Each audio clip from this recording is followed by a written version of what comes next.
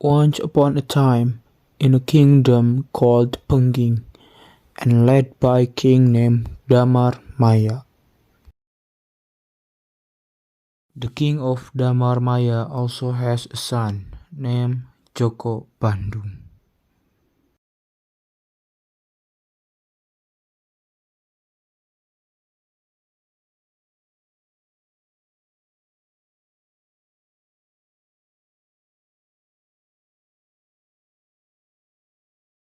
One day, the king asked Joko Bandung, "How long will you be single?" Joko Bandung answered that until now he hasn't found a woman who suits him, and he will marry if the kingdom of Prambanan falls under the power of the kingdom of Pengging. Then Joko Bandung asked for permission so he could jump directly into the battlefield, but the king didn't allow it because the kingdom of Prambanan has high supernatural powers. But after the king heard that many of his troops had died, he also allowed his son to go directly to the battlefield. And the kingdom of Prambanan is led by King Boko. His body is big, and people call him a descendant of giants. And King Boko has a beautiful daughter named Dewi Roro Jonggrang. And between Joko Bandung and Dewi Roro Jonggrang have something in common, namely they are not married. One day, the king of Boko asked his daughter why she hasn't married yet. Dewi Roro Jonggrang revealed that she still wants to be alone while accompanying her father to take care of the kingdom. And when the father asked how long she wants to be alone, she answered like what Joko Bandung said. After hearing the words of his daughter, the king took his weapon and went to war. Meanwhile, on the way to the battlefield, Joko Bandung must traverse a very haunted forest, and it is said that if anyone dares to pass through the forest, he will be preyed upon by a watchman named Bondowoso.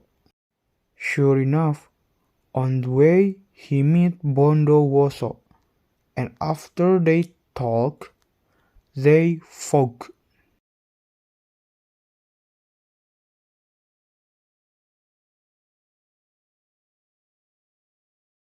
And Bondowoso was defeated by Joko Bandung and asked for forgiveness so that he would be pitied and offered his strength for the supernatural power of Joko Bandung. And Joko Bandung changed his name to Bandung Bondowoso.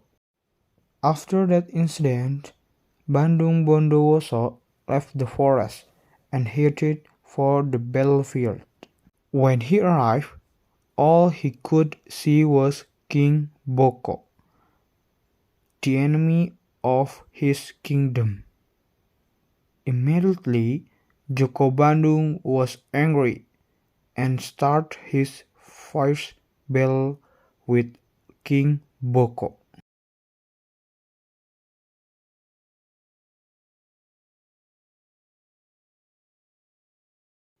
And finally, the king of Boko was defeated, and Bandung Bondowoso went to Prambanan Kingdom and saw a very beautiful girl who turns out to be Roro Jonggrang, the son of King Boko himself. When Roro Jonggrang found out that his father died, At the hands of the young man he felt sad. And at the time Bandung Bondowoso asked the daughter to marry, but Roro Jonggrang couldn't answer.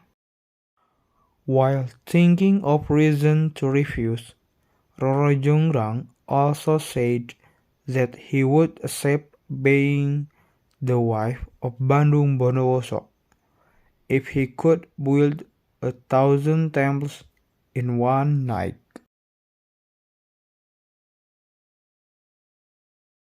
And Bandung Bondowoso also agreed to these conditions. With his strength, he ordered all the genies to help him build a temple in one night.